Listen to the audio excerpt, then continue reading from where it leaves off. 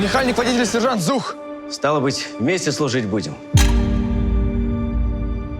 Огонь, цыганочка. Смотри, не прозевай. Такие долго одни не ходят. Сержант Зух. Ты у меня смотри. Есть смотреть, товарищ старшина.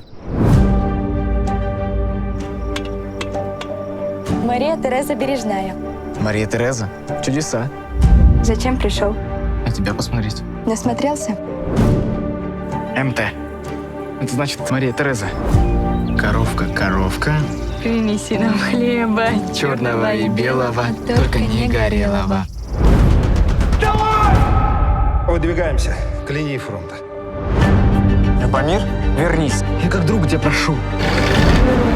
Я должен с ней увидеться. Прости, пожалуйста. Сегодня день нашей свадьбы. Тебя из-под носа целый танк угнали. Где ночью ходил? В подливке к жене ездил. Какой еще жене? К законной. А документики у тебя есть? Что он твой муж? Что вы с ним сделаете? Дезертирство. Вот это что. Не приходи ко мне больше.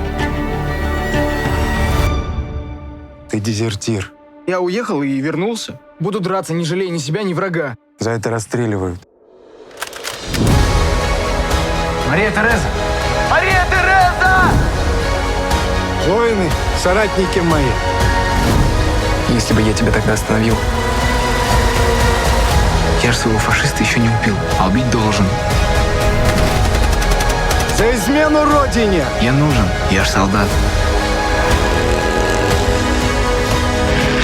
Я его все равно найду!